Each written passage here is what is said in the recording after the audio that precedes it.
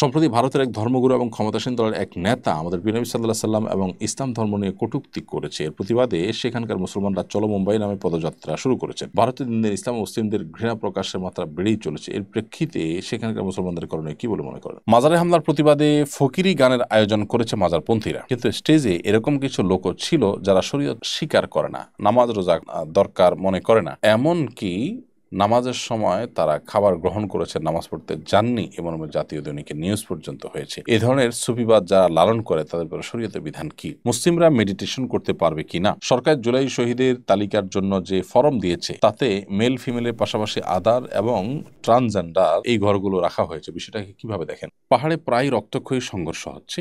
পাহাড়িদের একটা অংশ সেখানকার স্বাধীনতা কিংবা স্বায়ত্তশাসন চাচ্ছে, তাদের বড় একটা অংশ অস্ত্রসজ্জিত। এরপরে বাংলাদেশ সরকারের ভূমিকা কি হওয়া উচিত বলে আপনি মনে করেন? সংখ্যাগরিষ্ঠ মুসলমানদের এই ভূমি, এটার কোনো অংশকে বিচ্ছিন্ন করার জন্য যদি কেউ অপচেষ্টায় লিপ্ত হয়, বিশেষ করে যারা নিজেদেরকে পাহাড়ি দাবি করছে, তারা বৌদ্ধ ধর্মের অনুসারী বেশিরভাগই, এবং তাদের একটা বড় অংশ খ্রিস্টান হয়ে গেছে। তো মুসলমানদের অধ্যুষিত এই ভূমি, যেখানে অন্যান্য ধর্মাবলম্বীরাও থাকেন এবং মুসলমানরা শান্তিপূর্ণভাবে সহাবস্থান করছেন অন্যদের সাথে, তো এই ভূমিটাকে যারা দুই টুকরো করে সেখানে বৌদ্ধ বা খ্রিস্টান রাষ্ট্র গড়ার স্বপ্ন দেখছে, বা বাহিরের কোনো দেশের, অমুসলিম কোনো দেশের স্বার্থকে যারা রক্ষা করার জন্য কাজ করছে, তাদের বিরুদ্ধে কঠোর ব্যবস্থা গ্রহণ করবার কোনো বিকল্প নেই। আমাদের যে দেশপ্রেমিক সেনাবাহিনী রয়েছে, আমার মনে হয় যে তাদের আন্তরিক প্রচেষ্টাই এর জন্য যথেষ্ট। ইতিমধ্যে তারা সেটি করছে না। এর পাশাপাশি জনগণকে যদি তারা প্রয়োজন মনে করেন, জনগণকে তারা এই কাজে ইনভলভ করবেন, অথবা সরকার যদি মনে করেন, অথবা যদি সুযোগ তৈরি হয়, তাহলে আমাদেরও আল্লাহকে সন্তুষ্ট করবার জন্য এই নিজের প্রিয় মাতৃভূমি, এই ভূখণ্ডকে রক্ষা করার জন্য আমাদেরকে যার যার জায়গা থেকে ভূমিকা রাখতে হবে এবং কাজ করতে হবে। অতএব এ ব্যাপারে একেবারেই কঠোর হস্ত হওয়া উচিত বলে আমি মনে করি। আমার ক্ষুদ্র ধারণা যে এখানে যদি কোনো প্রকার শিথিলতা করা হয়, কোনো প্রকার যদি দুর্বলতা প্রদর্শন করা হয়, তাহলে সেক্ষেত্রে তারা আরও চেপে বসবে। দীর্ঘদিন পর্যন্ত তারা সেখানে অশান্তি সৃষ্টি করার পায়তারা করে আসছে। মুসলিমরা মেডিটেশন করতে পারবে কি না? মুসলিমরা মেডিটেশন করার বিষয়ে আমাদের শরীয়তে যে বিধান রয়েছে সেটি বলবার আগে আমরা মেডিটেশন সম্পর্কে একটু জেনে নিতে পারি। মেডিটেশন যেটি প্রচলিত আছে, এটিকে কেউ কেউ ইসলামের মধ্যে একটা পরিভাষা রয়েছে, বা মুসলমানদের মধ্যে একটা পরিভাষা প্রচলিত আছে, যেটাকে মুরাকাবা বলা হয়। অনেকে এটাকে মুরাকাবার সাথে বা ধ্যানের সাথে তুলনা করে থাকেন। মূলত এই মেডিটেশন হিন্দুদের যে যোগ ব্যায়াম আছে সেখান থেকে এসেছে। ওইটাকেই একটু মডিফাই করে আমাদের সমাজে নানাভাবে সেটাকে জ্ঞানার অপচেষ্টা করা হচ্ছে। এর সঙ্গে নানাবিধ শিরক এবং গুনাহের বিষয়গুলো জড়িত রয়েছে। মুসলমান তিনি তার জায়গা থেকে বিশ্বাসটা পরিষ্কার রাখবেন যে তার সকল কল্যাণ অকল্যাণের মালিক একমাত্র আল্লাহ রাব্বুল আলামিন, এবং আল্লাহ সুবহানাহু ওয়া তাআলার পক্ষ থেকে যে কল্যাণ অকল্যাণ মানুষকে স্পর্শ করবে, সেটার জন্য মানুষ তার নিজের মতো করে সতর্ক থাকার চেষ্টা করবে যাতে অকল্যাণ তাকে স্পর্শ না করে, আর কল্যাণ পাওয়ার জন্য তিনি প্রচেষ্টা অব্যাহত রাখবেন। এর বাইরে আলাদা কোনো পদ্ধতি, আধ্যাত্মিকতার নাম দিয়ে, নানা নাম দিয়ে যেগুলো প্রচলিত আছে, এগুলোর কোনোটি কথা ইসলাম বলেনি। হিন্দুদের যোগব্যায়াম, এই যোগব্যায়ামটাকেই শুধুমাত্র কিছুটা এদিক সেদিক করেই আমাদের সমাজে সেটিকে গেলানো হচ্ছে, এবং কোয়ান্টাম মেথড বিশেষ করে এই জাতীয় ওই যোগব্যায়ামটাকে মেডিটেশনের নাম দিয়ে আমাদের সমাজে সাধারণ মুসলমানদেরকে দিয়ে করাচ্ছেন। তো হিন্দুদের যে সমস্ত রিচুয়াল আছে সেগুলো তাদের ধর্মের অংশ। আমরা সেটাকে মনে করতে পারি যে সেটা আমার একটা এক্সারসাইজ, অনেকে মনে করতে পারে যে এর ফলে তো আমার ভালো ফলাফল পাওয়া যায়। আমি জানি মেডিটেশন করে অনেকেই ভালো ফলাফল পেয়েছেন, বিশেষ করে আপনার কোয়ান্টাম মেথডের যে পদ্ধতিটা অনুসরণ করে অনেকে অনেক উপকার লাভ করেছেন। তো তাদেরকে আমরা বলতে চাই যে আসলে আপনি উপকার পেলেন কি পেলেন না, সেটার চাইতে বড় কথা হলো জিনিসটা বৈধ কিনা, ভালো কিনা। অনেক অবৈধ, অনেক অন্যায় বিষয় দিয়ে মানুষ উপকার লাভ করতে পারেন, তাই বলে বিষয়টা কিন্তু ন্যায় হয়ে যায় না। বিধায় একজন মুসলমান হিসেবে আমার ইমানের জন্য ক্ষতিকর, আমার ইমানের সাথে অসঙ্গতিপূর্ণ অন্য ধর্মের মানুষের রিচুয়াল, এরকম কোনো বিষয়কে আমরা আমাদের গায়ে টানতে পারি না, বা সেটাতে নিজেরা গা মাখামাখি করতে পারি না। সম্প্রতি ভারতের এক ধর্মগুরু এবং ক্ষমতাসীন দলের এক নেতা আমাদের নবী সাল্লাল্লাহু আলাইহি সাল্লাম এবং ইসলাম ধর্ম নিয়ে কটূক্তি করেছে। এর প্রতিবাদে সেখানকার মুসলমানরা চলো মুম্বাই নামে পদযাত্রা শুরু করেছেন। ভারতে দিন দিন ইসলাম ও মুসলিমদের ঘৃণা প্রকাশের মাত্রা বেড়েই চলেছে। এর প্রেক্ষিতে সেখানকার মুসলমানদের করণীয় কী বলে মনে করেন? দেখুন, ভারতে এই ধরনের ইসলাম বিদ্বেষ আজকে নতুন নয়। হ্যাঁ, বিগত আমলগুলোর তুলনাতে বিশেষ করে আমরা এইবার দেখেছি, বিশেষ করে এই বিজেপির যে লম্বা শাসন আমল চলছে সেই শাসন আমলে যে মুসলমানরা সেখানে একেবারেই অনিরাপদ। ভারতের তথাকথিত যে ধর্ম নিরপেক্ষতার কথা বলা হয়ে থাকে, এই ঘটনা তার স্বরূপকে উন্মোচন করেছে। যে ধর্ম নিরপেক্ষতার নাম দিয়ে সেখানকার সংখ্যালঘু মুসলমানদের উপরে যেভাবে নির্যাতন চালা হচ্ছে, মানসিকভাবে নির্যাতন চালানো হচ্ছে।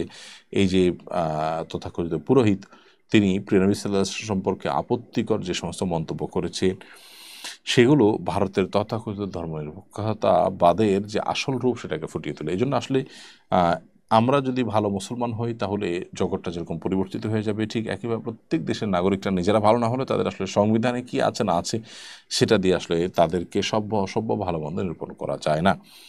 একজন সাধারণ মানুষ হিসাবে আমরা যে কাজগুলো করতে পারি সেগুলোর কথা আমি বলবো, এবং সেই সাথে সে দেশের মুসলমানদেরকেও আমরা বলবো যে আপনারা আপনার জায়গা থেকে প্রতিবাদ অব্যাহত রাখুন, এবং এখানে শান্তিপূর্ণ প্রতিবাদ করতে গিয়ে যদি আপনি মৃত্যুর মুখে পতিত হন, আশা করে যে আল্লাহ তাআলার কাছে আপনি শাহাদাতের মর্যাদা লাভ করবেন। কারণ এটা অনেক বড় একটি বিষয় যে অন্যায়ের বিরুদ্ধে আমরা কথা বলবো, বিশেষ করে যখন শিরকে লিপ্ত হতে বলা হচ্ছে বা নবী সাল্লাল্লাহু আলাইহি সাল্লামের প্রতি অবমাননা করার প্রচেষ্টা করা হচ্ছে। দেখুন, মুসলমানের অন্য সব বিষয় ছাড় দেওয়ার সুযোগ থাকলে নবী সাল্লাল্লাহু আলাইহি সাল্লামের মর্যাদার ক্ষেত্রে কোনো ছাড় দেওয়ার সুযোগ নেই।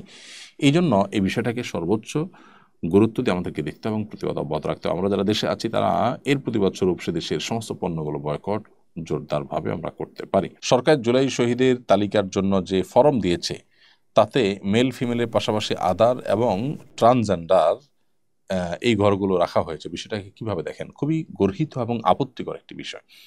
দেখুন, আমাদের স্বাস্থ্য খাতের উপরে শয়তান ভর করেছে বেশ কিছুদিন থেকে, হাসিনার আমল থেকে কিন্তু আমাদের স্বাস্থ্য খাতের উপরে শয়তান ভর করে আছে।